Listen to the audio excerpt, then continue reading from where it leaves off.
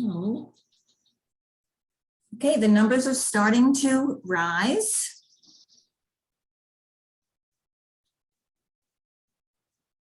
Thank you everyone for joining us tonight.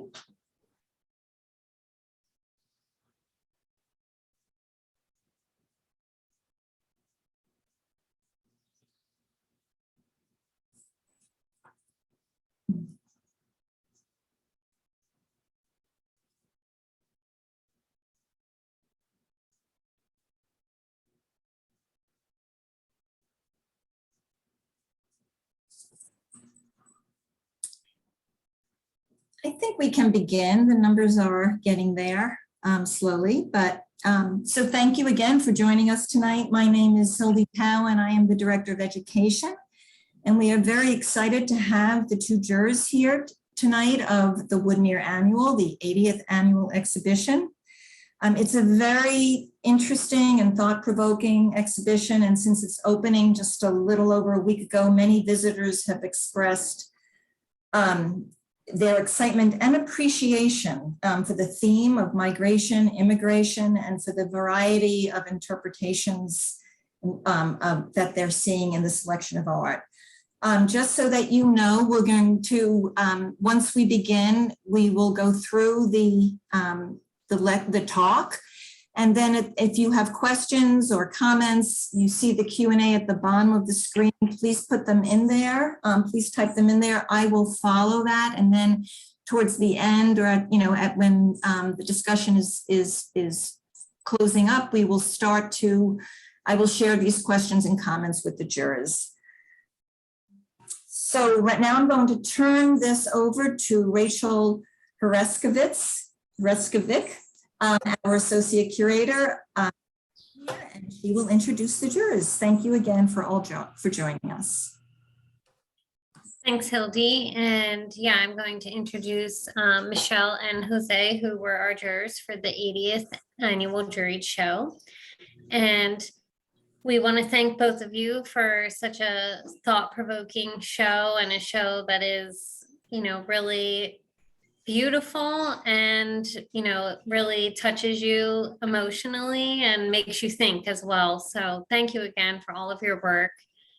And I'm going to read short bios about both Michelle and Jose. Michelle Angela Ortiz is a visual artist, muralist, community arts educator, and filmmaker who uses her art to represent people and communities whose histories are often lost.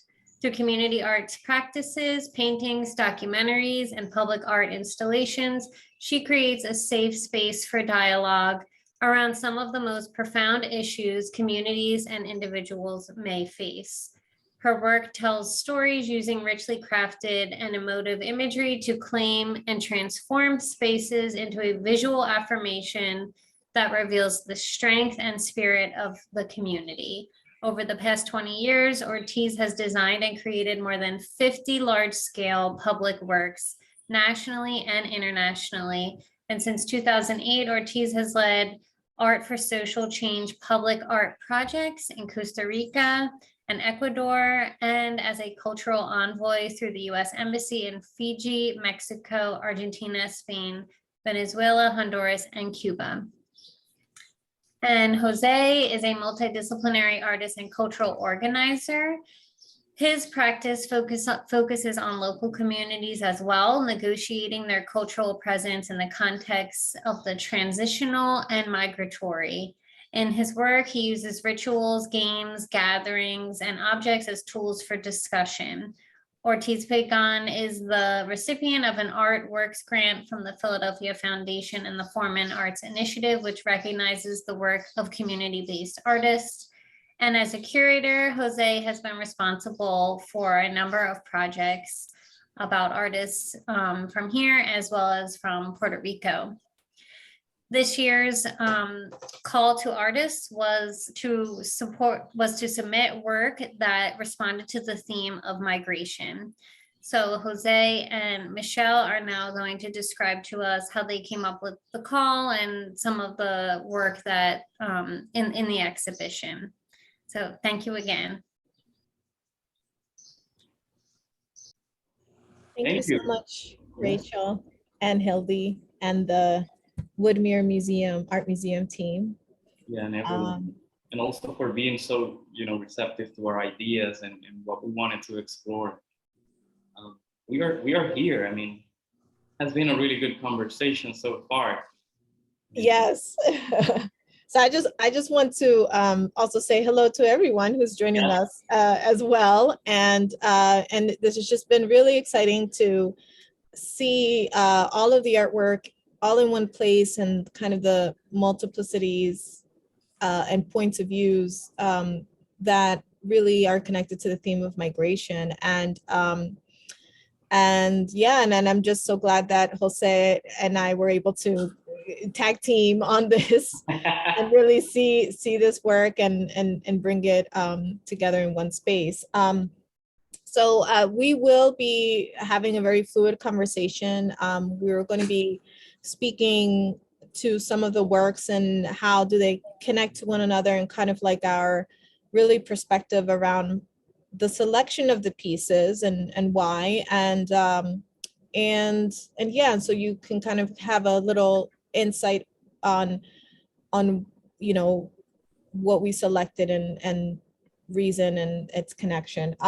But before I get started on that, I want to give all my congratulations to our prize winners. So these are the artists that are in the show that have received will be receiving prizes or have received prizes already. These are prize winners.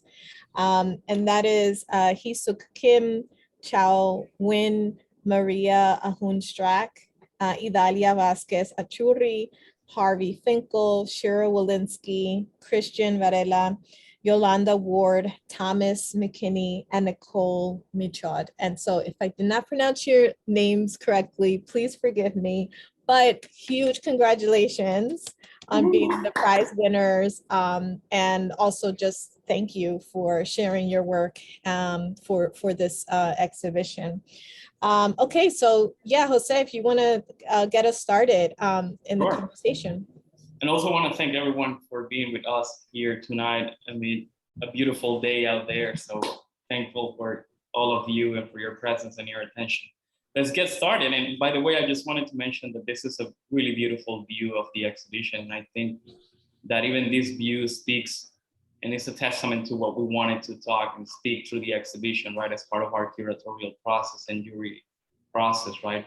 About talking not only about migration in the context of what artists are bringing to the table, but even in the different ways that they are talking about it, right? So from this view, I just love the diversity of the work that has been presented and work selected as part of the process. So let me begin.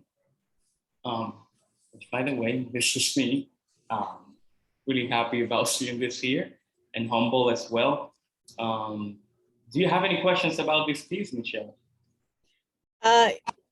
Yeah, why don't you tell us about the piece, Jose? It's very straightforward, and I think it actually serves as a really good bridge for us to begin talking about the exhibition, and I'm gonna be brief around it. But I actually consider myself a migrant within the United States, and that particularly because I'm moving from Puerto Rico, which is the oldest colony in the entire world and still a territory, to the United States, which is a very problematic relationship. And at the end, within that process of moving to the United States, there were many things that, to some extent I had to break away from. And I say break because I think even up until today, I can talk to it and I approach it in a kind of traumatic way, right? This notion on which, to some extent, we are forced to move from our places of provenance, to me, represents a huge divide of what my life was and is right now. And in many conversations with different people that also had been through similar experiences, and for the ones of us that actually have the privilege to just, take a plane and migrate, one of the conversations that always keeps coming up is like, where are you from, right? Because once you move from a place, that break in time and that break in space separates you in kind of severe relationships in many different ways, right? And in ways that you were not even thinking about. While at the same time, you know, you are moving and transitioning into this new place that also at the same time allows you to create new friends, new family. So, you know, there's always a big balance and trying to keep those worlds together, try to master both of them. So in a very colloquial joke, you know, people that often have migrated, in this case, right, through the privilege of using a plane, you know, we like to say like we then belong to the plane, right? That's the place that we somehow are from. It's the one thing that, you know, keeps being the constant in our process. And to me, you know, when in my own experience and in the many projects that I've done in many migrant communities, one thing that people keeps talking about is this notion of rooting into this new place. So for me, you know, I wanted to bring through this drawing and this watercolor, which, you know, often are very simple exercises that then take in the form into a more complex project. I wanted to somehow portray this experience, right, of trying to grow roots amid the fact that literally you live in the air, right? And that process itself, you know, shows us a challenging one, and one that keeps changing as time passes and things going. But I'm gonna leave it there. I'm gonna move to the next artist, which I'm a big fan Next of. artist is my piece in the show. And I'll also try to be brief about this, but what I love is that the two selections that we were asked to as jurors, because we weren't even thinking, we're like, oh yeah, we're supposed to add some of our artwork in this piece. So, but the fact that these artworks actually have are done in the same manner. I was like using acrylic wash down paints on illustration boards. So it's like kind of similar to that sense of like material, right? But this is actually a study from a larger piece entitled Seguimos Caminando, We Keep on Walking. And it is a study for an animation that was then projected on the north doors of City Hall as part of the Monument Labs citywide exhibition in 2017. And the title 28 Days came from the story of one of the mothers that was detained at the Berks County Residential Center, which is the oldest family prison. When I say family, I mean children and mothers and fathers detained in this facility. And they're undocumented immigrants crossing the border, seeking asylum, seeking safety and asylum for themselves and for their children. And this is, Berks is, as I mentioned, the first of the family prisons in all the United States. There are two others in Texas. It has, within the past year, transitioned from a family prison to now just incarcerating women, immigrant women who are also seeking asylum, but it still functions as a prison. And so the fight continues, and the Shut Down Berks Coalition, which is a statewide coalition in Pennsylvania that has been fighting to shut down this prison, continues that fight. So I can definitely share that information towards the end of our talk if anybody wants to learn more on how to take action as constituents in Pennsylvania. And so the 28 days were the actual days that this mother, Maria, and her child walked in crossing the borders from El Salvador to Mexico and eventually into the United States. And so I found that, you know, with the imagery of just the tenderness and really innocence of this child and the mother, in a sense, being invisible, but still present, right? And still watching over her child. And the impact, right, that it has to a child experiencing this journey with his mother.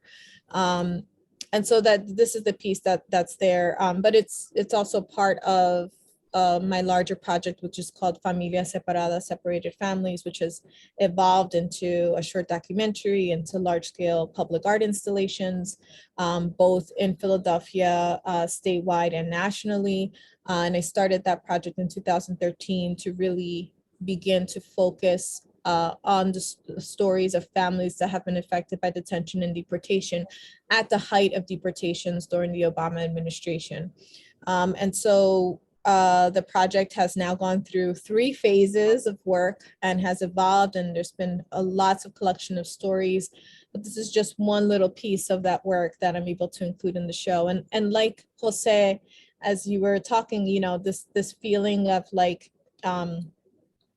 in the air, right? And how do we define ourselves? And you know, I think one of the things of the theme of migration when Woodmere came to me, right, about this theme and idea, and I had said, you know, I feel like migration can be a really good theme that we can explore, and not just in the actual physical sense of leaving a place or arriving to a place, but just that whole experience, right? As I mentioned, the experience and memories of this child, the experiences of this mother and how she views herself or how others view her, and the sense of just identity. So I feel really connected to the theme of migration because I'm a child of immigrants myself, born and raised in Philadelphia, and feeling both rooted and unrooted at times, right? So that sense of feeling in the air is something that I can really relate to what you were saying, Jose.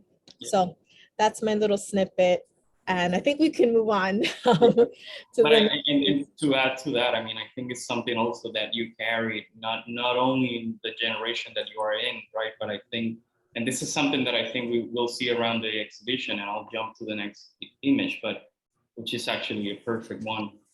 But it's something that you carry along generations, right? It's not something that I feel gets resolved once you place your feet into this somehow secure land, if you can call it that.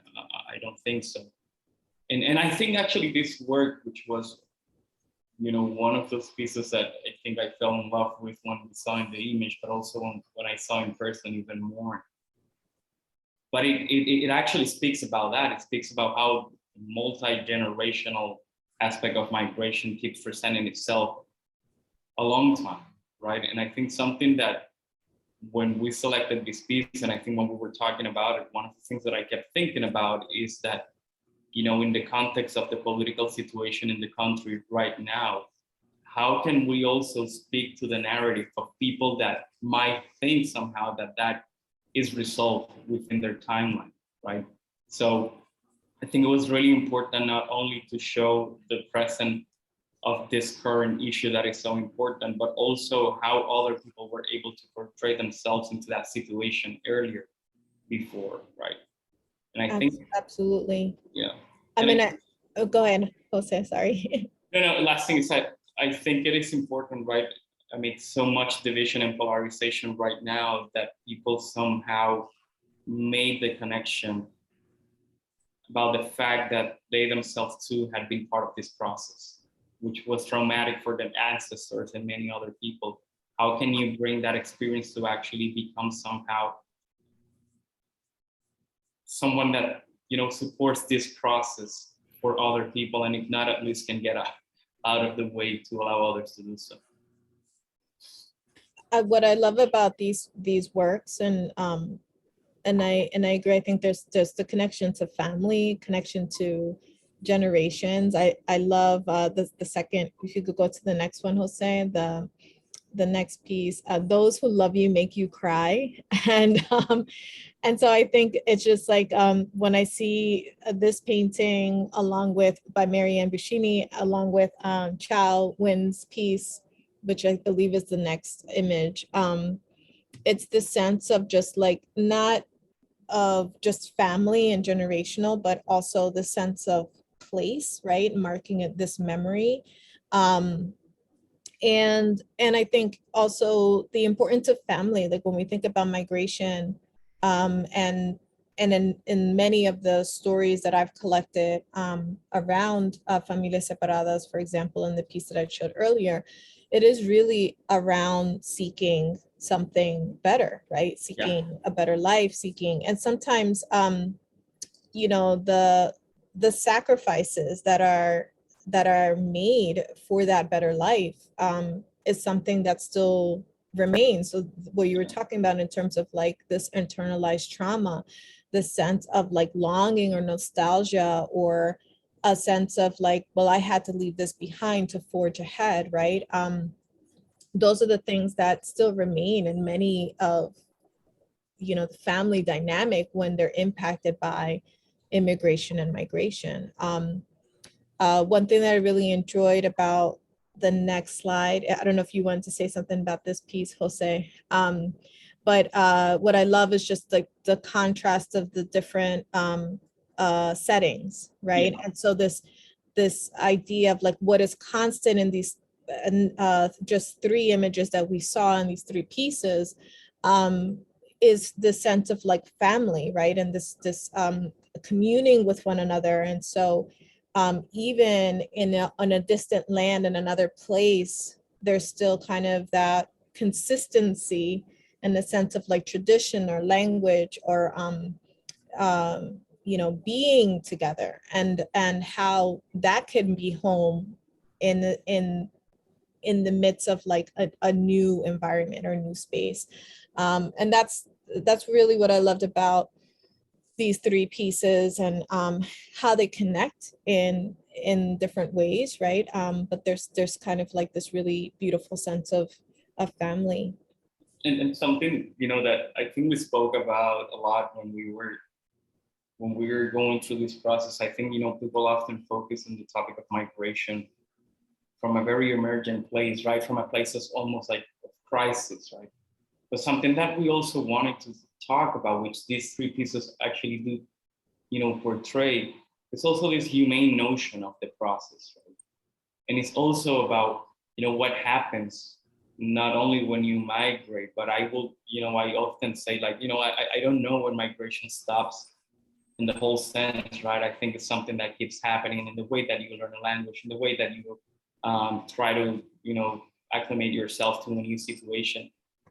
And there's a lot of nuances that often people don't get to talk about, right? Besides and beyond, you know, the crisis that it represents to, you know, cross the border, cross the sea, you know, in many of these like life-changing, but also life-risking experiences.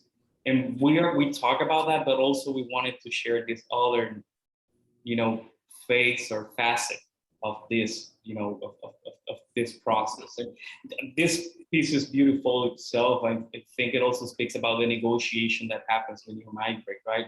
You know, I mean, it makes me think that these three different frames are talking about three different times also, but about the place that you're going to. The foliage itself speaks about so many different places, right? Like I can think even about, right, it makes me think about the Wissahickon, right? In that image and the two main images, whereas the one in the below, right, it almost speaks about other place that I don't know where it is.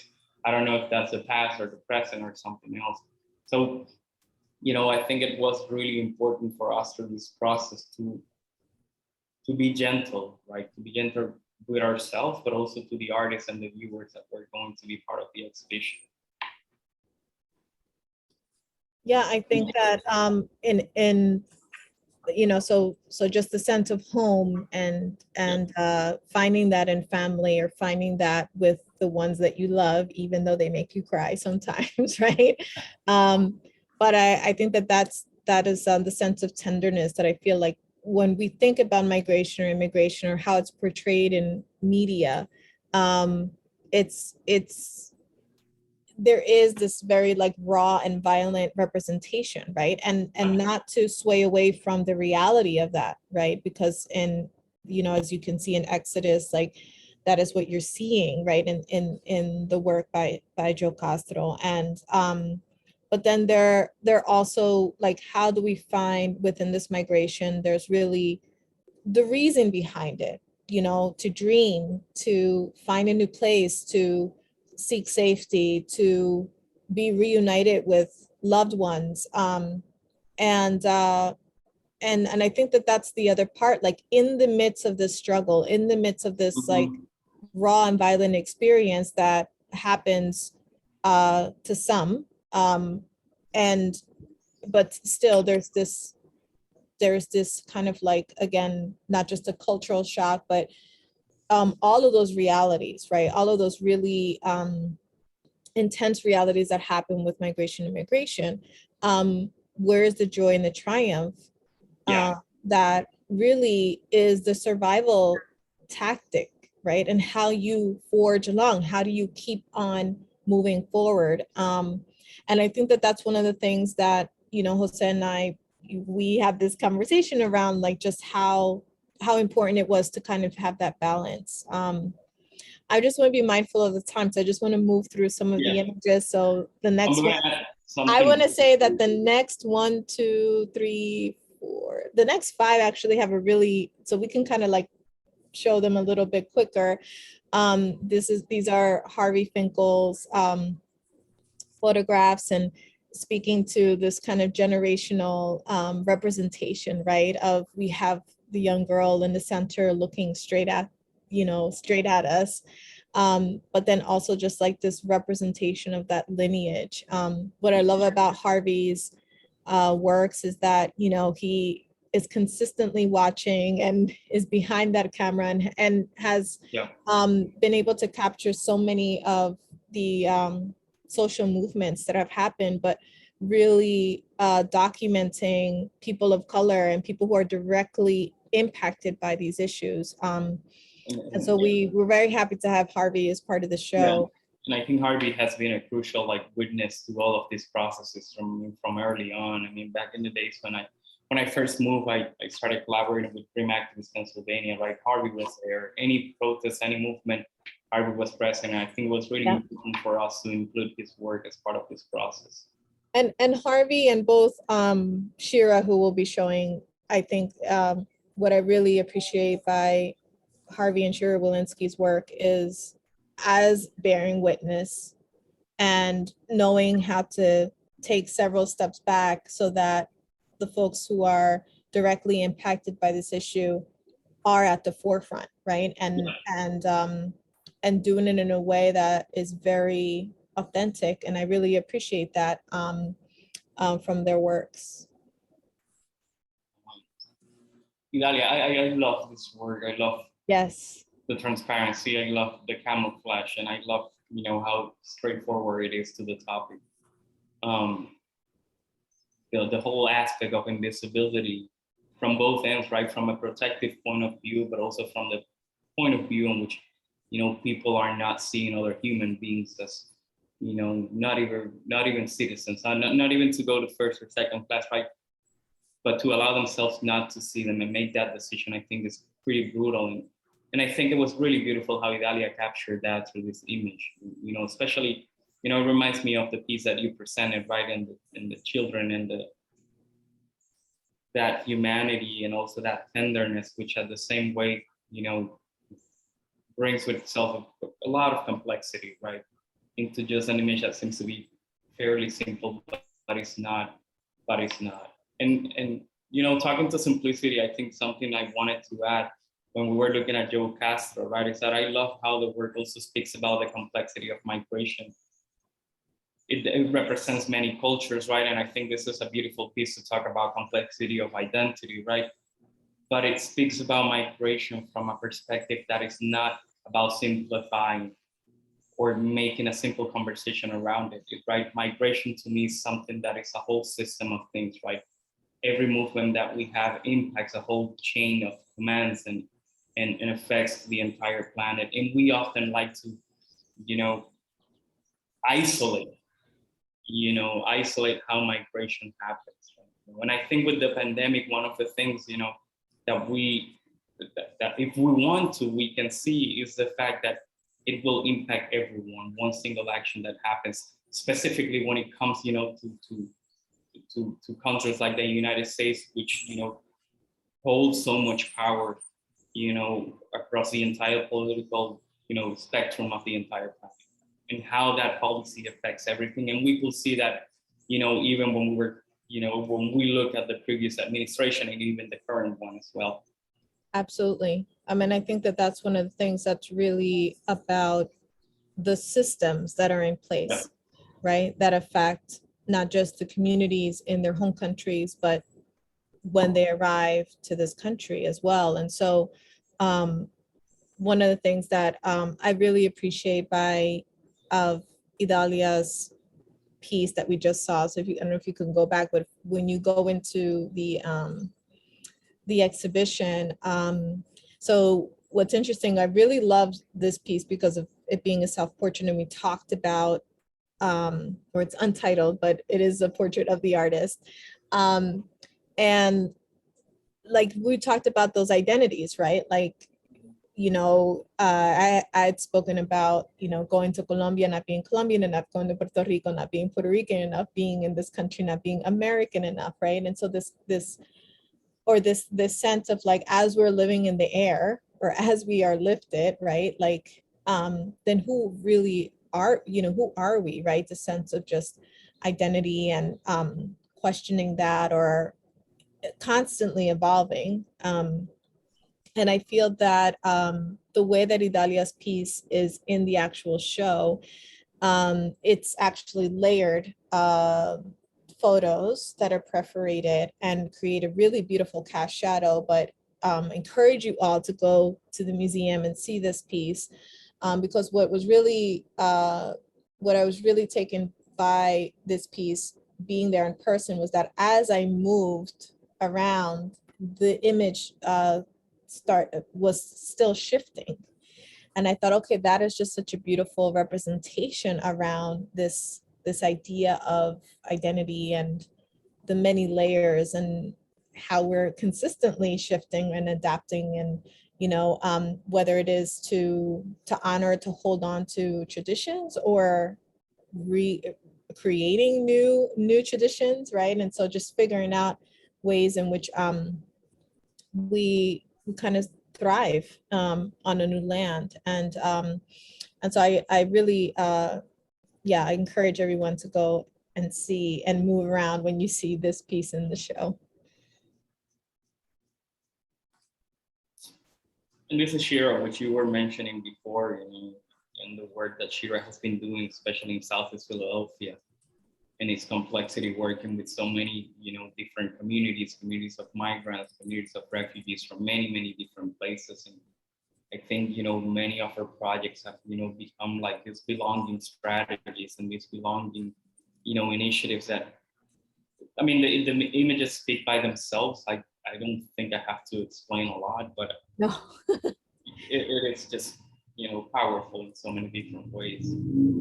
Yeah, there's a and the next image is actually a Open City, which is a really short video, but features a lot of the refugees and immigrant communities. We can't play the video, but we're just showing the still, and you would be able to hear it in the show. And so what we felt was really important, and that I really appreciated about this work, was that it was a space where we can hear the stories coming from, again, folks who are directly impacted by this issue, and that they have the agency and they have the control over how they want to share their stories and their perspectives, in a space where,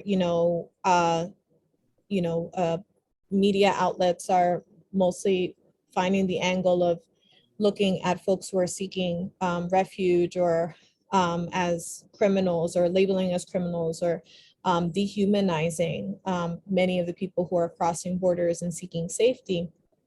This type of work is so essential in opening space where communities can speak for themselves and tell their own story and have that story shared, and how important that process is, and how important it is for us to hear and listen to and hear another perspective.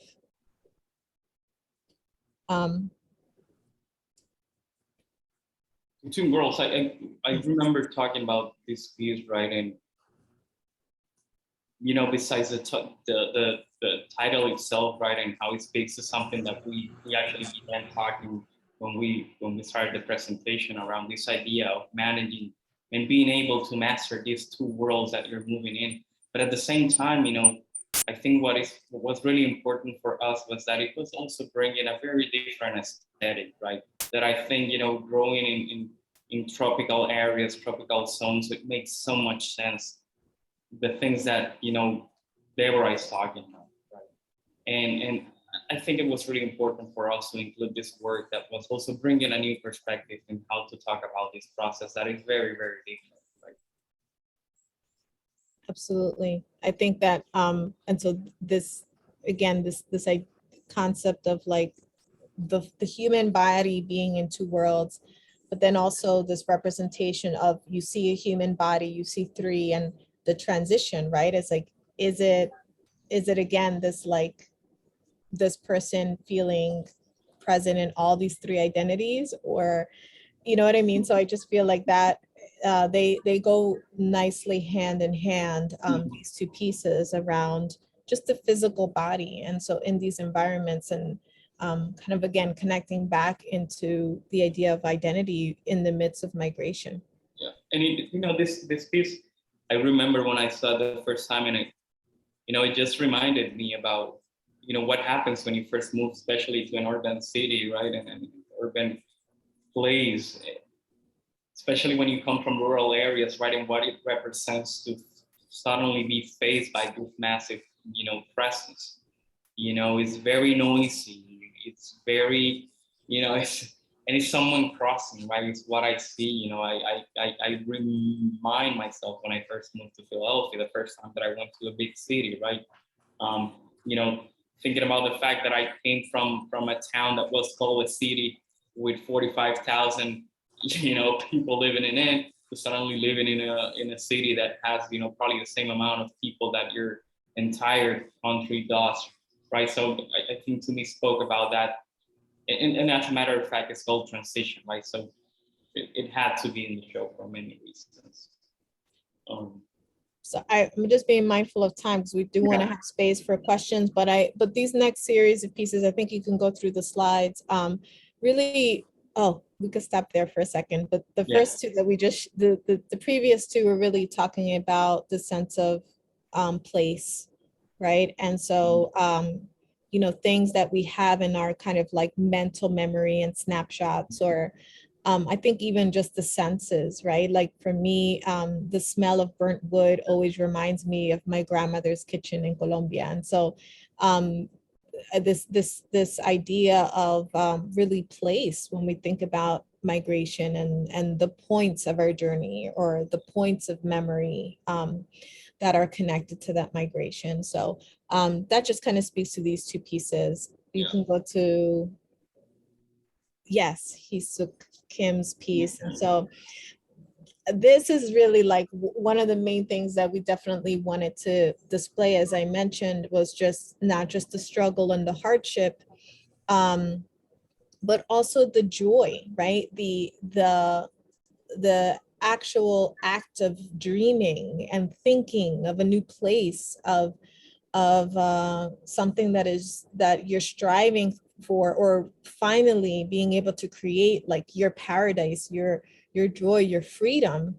And so that's what I felt when I saw Everlasting Playground, which is actually one of the largest works in the show. And the photo does not do any justice by, you stand in front of this piece, and you are like engulfed in this world. And what I really love are just like all of the layers, the beautiful colors, the playfulness. And so again, it's just when we think of migration, it's not always just set on the very dark moments, right? It is about those moments of joy and just the act of dreaming, and how important it is in that process, and when you are moving and you are shifting and moving to different places. So did you want to say anything about this, Jose? No, along those lines, I think it's something that we often, I think, forget to talk about is how to allow ourselves, and kind of, I think sometimes we carry blame for allowing ourselves to understand and engage ourselves into new beginnings, right? Into forming new selected families, into forming, new selected friends. And I think it speaks about imagining that, right? And absolutely. I think what you said is really important, right? The joy of it also is part of it. And it's really important to celebrate it as well. And this is Hisu as well. Yes. I'm going to jump through the next because I think it's really important too. One of the things we wanted to talk about was about migration from many different perspectives. And like I was talking when we were looking at the work of Joe Castro, right? I think one of his works had this multitude of people from many different places, almost to the point that you couldn't tell. One of the things that is often forgotten or not spoken enough is migrations from the South that happen within the United States. And I think it was really important for us to speak about it, not only because it's extremely important, but even in the context of where the museum itself sits, right? And how all of that area, for instance, was, the end of the road for the Underground Railroad in many instances, right? So it is part of our responsibility that we have to speak about it. And I think this work had to do to some extent with that. I don't know if you wanted to add more to that, Michelle. No, I think that, again, and this, I'm just being mindful of our time. So yes, definitely connecting to the experience of the Great Migration, as you had mentioned, and with the other pieces, actually, Yolanda Ward's piece, which again is like marking kind of this moment, as well as, you have the next piece from the other artist, from Marley's Craft. One is made with paper, the other piece is made out of fabric materials, but it's still kind of that same sense of just like movement that I felt was really beautiful to see. And we're also speaking to like two different worlds and two different experiences, but still connecting with this concept of migration, right? And how the artists are interpreting it. And I think that that's what I really enjoyed about these pieces that we're just moving on and seeing, is just the textures, the focus, whether it is about a time, a space, the human figure within that environment, and how the human figure is moving through that environment to tell their story and their connection to migration. But also I just really appreciate the piece that was before this one, Doña Yia's piece. There's Terrence's piece, like just,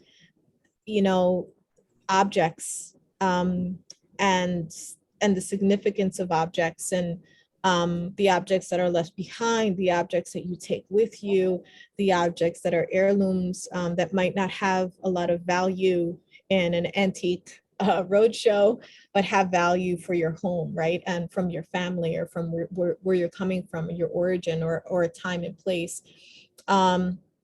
And I think that as we're speaking to objects, I don't know if we can jump to, because we're running out of time, slide 29, which I believe there's so many beautiful pieces, which you're seeing right now. And the concept of objects. So these three paired together, right? It's like the crutch that then becomes the rifle, the freight boat that becomes this really playful moving, like almost kind of like a what is it called? Those rides that you would see in a carnival. And then the amazing film from Cristian Varela's Los Tamales, right? And so this how objects, familiar objects, are reinvented, right, and transformed and find new meaning, right? So we talked about earlier around identity and the human form and how we see ourselves, but then when we arrive to a new place, or we have these different objects, how do they transform into something new and something different? And so this piece, Beliefs, is a beautiful piece, speaking to the earlier comment that I made around what we take with us and what's left behind. And so the sense of just, there's still, even though the crucifix is absent from the second image, it's still present, right? The remnants, or the idea, or the ghost image of that object is still there. And I felt that was really beautiful to include. So Jose, we do want to, I don't know if you have most of the slides. I don't know if there's one other particular piece or a few that you wanted to mention. Yeah, I just want to make sure that at least we see some of them, and probably stop it pretty soon. gonna. I mean, I love It's those, just beautiful to yeah, the three different interpretations of the oceans and currents. So you saw the two circles earlier in slide 36, and then we have Marta Sanchez's painting of the border, and then we have, you know, just this beautiful image of the two women, yeah. you know, at the ocean. And so when we think of borders, you know, people just think of land, but just crossing the ocean as also a form of migration as well. And so, and I think it speaks about the uncertainty of what's to come. I think we might have to leave it here for sake of time in terms of. Yes, thank you. But also we are more than happy to take any questions from the audience. And we want to be mindful about it as well. So there is one question. Okay, great. Somebody already, I think we have one that's open, and Hildy, just let me know. Sorry, I thought I unmuted myself. It's okay. There is one question so far that I think you kind of answered as you were going along, but the question is, it seems the selections were based on the power of narrative. Was there any other criteria?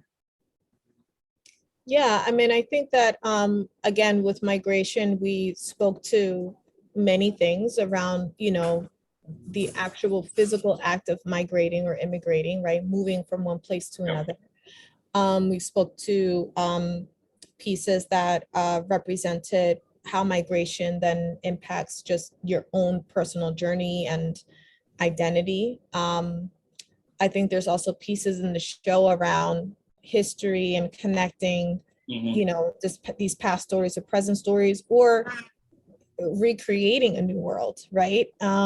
And we also felt that it was really important to have a balance, excuse me, between artists that are directly impacted by this migration and immigration experience, as well as folks that are opening space for these stories and the communities that they're either connecting with or their perspectives around this particular issue. So I think the narratives are, you know, there's so many different stories, and actually Jose and I are, you know, some of the artists we met, but we're really going by the pieces that we're seeing and how we are interpreting them and how we see the works connecting, as well as the artists' statements or responses that they were able to speak to when they submitted the works.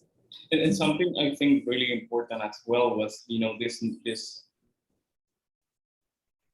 you know, if we're talking about migration, how can we also understand that from an aesthetic point of view, right? How can we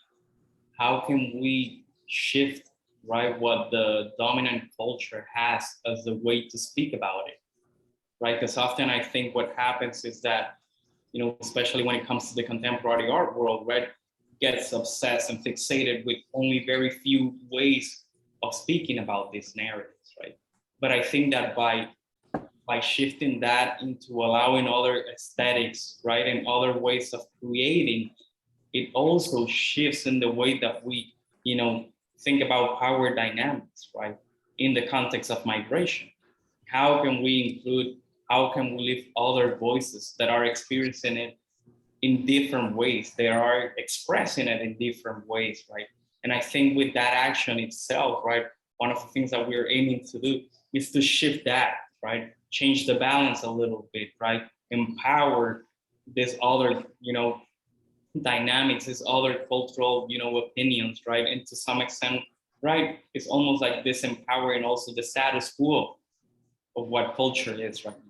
Because it is one of the biggest issues and challenges that we are facing right now, right? People are not willing to change what their culture is, you know, one way or the other. So I think that, like, you know, besides narratives, by including other ways of creating this message, I think then we convey another message that goes out there into other possibilities of how to speak about it. You know, we see Isu and suddenly, and then, like I was mentioning with the painting of Deborah, with the female figure, with those, almost like spirit forms around it, right? Right when you go to the exhibition, I think one of the first things that you see is like, oh, wow, there's a lot of things, right? So in almost like each of them, it's almost like you have to, you're learning how to read it as you stand in front of them. And that action itself of being allowing yourself to read in many different ways from an aesthetic point of view, I think it becomes also a political aspect and a political, action, even in the way that we look at the show, and we were bringing those artists into it. Interesting. There is a question, I think that we need some clarification. One of the attendees was wondering if people were allowed to submit work by somebody who had been deceased, and I said, which work are you talking about? No, but I think they're talking about the Edith Neff triptych. And if you could just explain how you chose that from that, we asked our jurors to choose a work from Woodmere's collection that is significant in terms of the theme of the show. So maybe, so the artist, just so that it's clear, the artist did not submit that. She actually is no longer alive, as you noticed. But Jose and Michelle chose it for, well, you can explain. I mean, you did, but if you could just kind of reiterate why you chose that from our collection. Yeah, and I think we touched on that at the beginning of the presentation, but I think it was really important to go back in time, right? And I think one way to do that was through the museum's collection, right? And part of our idea, and like I said before, is that, migration, I don't think, and I don't believe is something that just gets resolved as soon as you, cross land, go across the sea, however is your process, right? And, in the current political climate, I think it's really important to say it a little bit more blunt, to remind people where they came from. Absolutely. And to allow them to understand that their process back then is not so different from the process people are facing right now.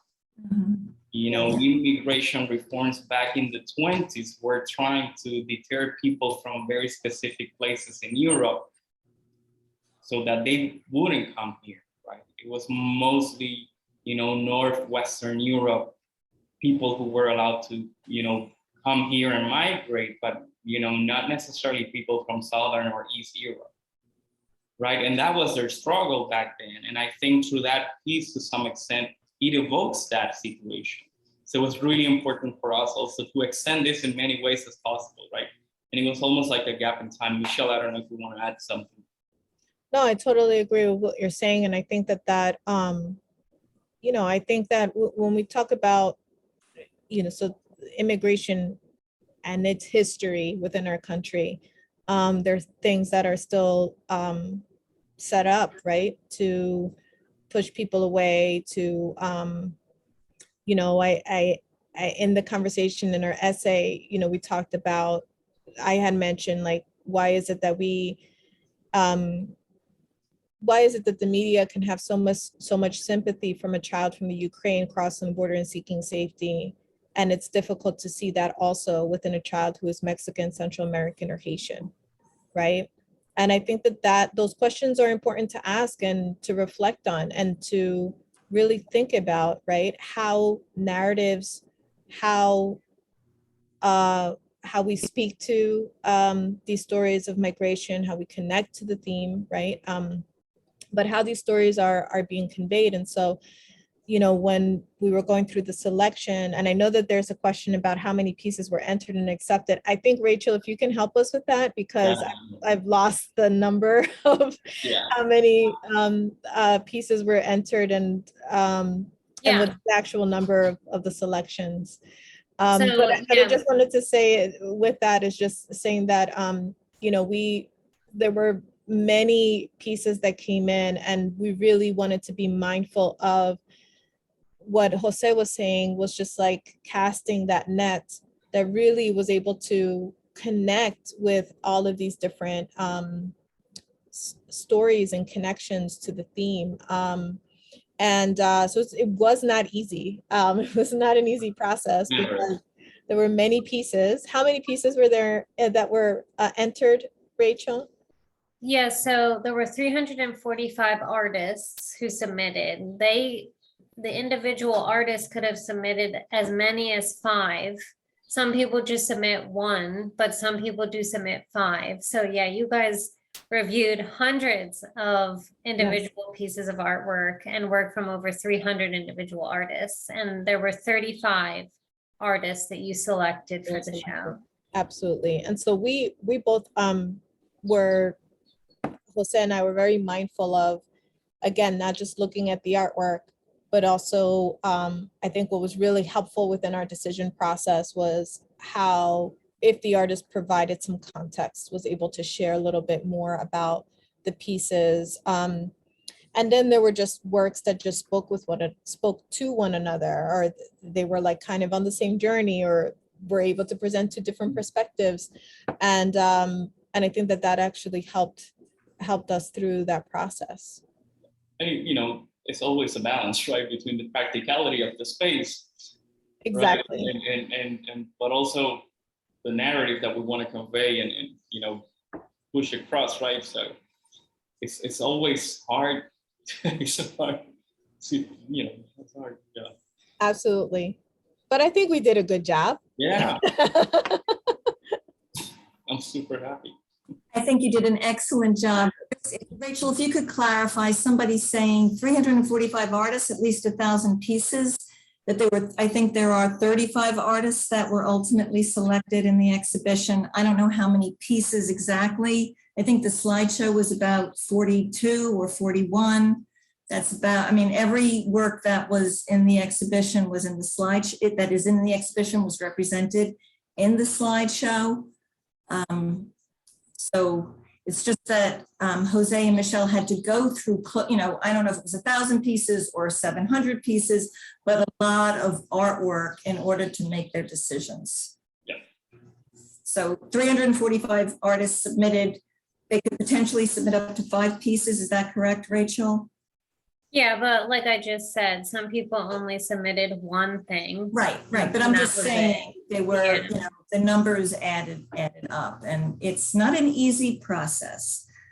But and I think what was helpful is that Jose, so when Rachel invited me, and then I said, okay, I know I can't do this alone. Jose's got to be, my partner on this and help me out, because I think that's the difficulty, right? When we think about migration, and I think even within our description, we talked about just kind of like these very different aspects of migration and how we viewed it. It was definitely an easier process.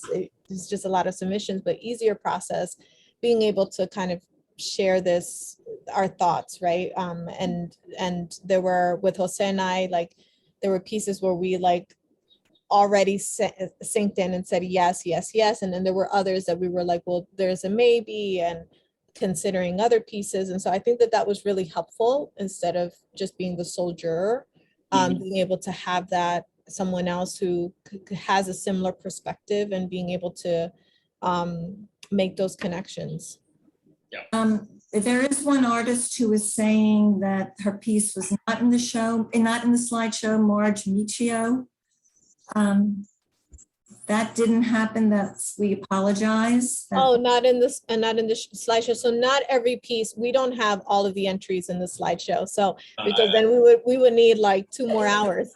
Yeah. I don't know. So we're encouraging people, Marge, we want people to go and see your work and the work of the artist in person at the museum. Jose and I, we just decided for this talk, we were able to just highlight some of the works that are actually, like, again, connected with one another, but there's not enough time to review all of the pieces. So we definitely want to have, encourage people to go and see.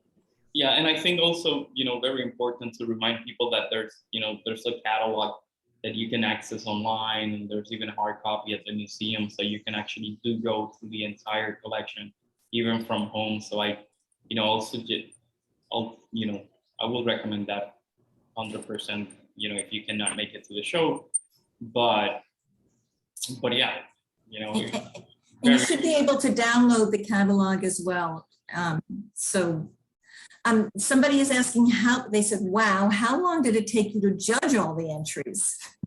I kind of went through, I think it was maybe like 2 afternoons where I just kind of looked through everything. And then I did like another afternoon where I just started kind of placing the ones that I wanted to look at for consideration.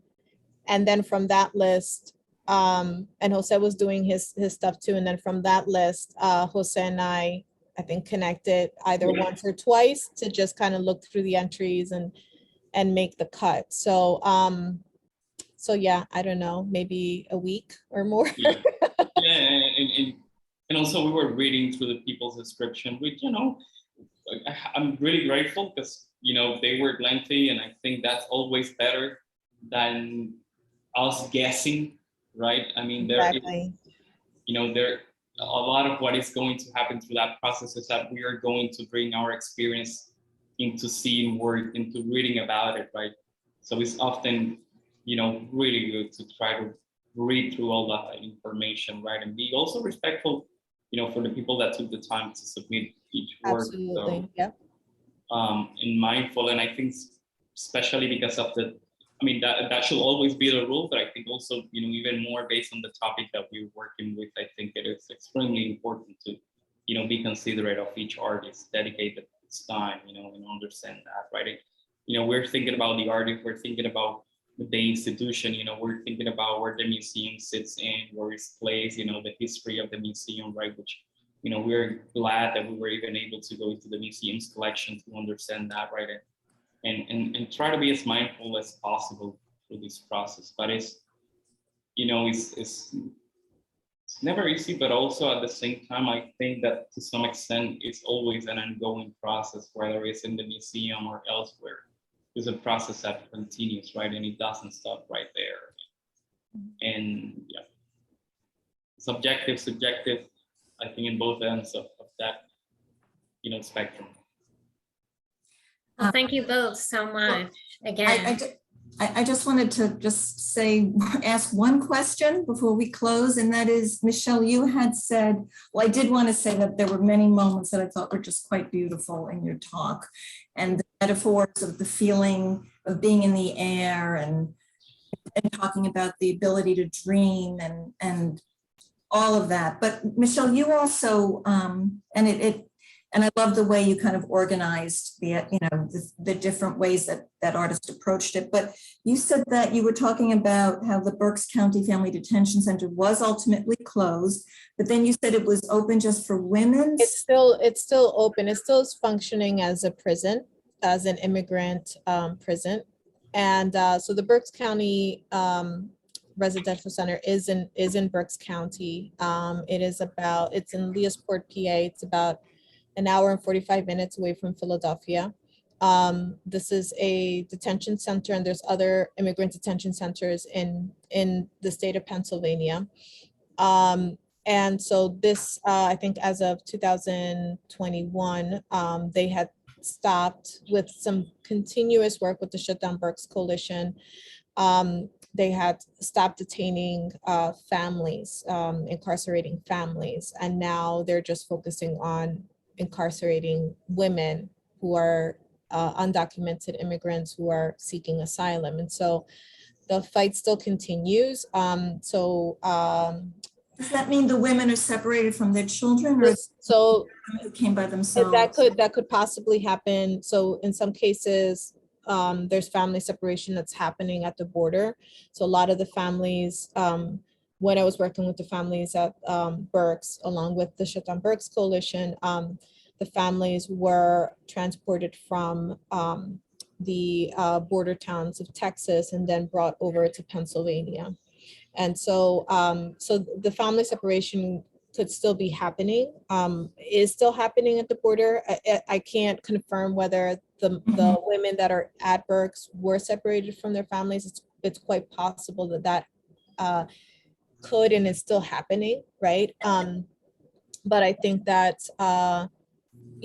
when we think about the border, when we think about detention, deportation, people really gravitate towards, oh, well, that's something that's happening in Arizona and Texas and California.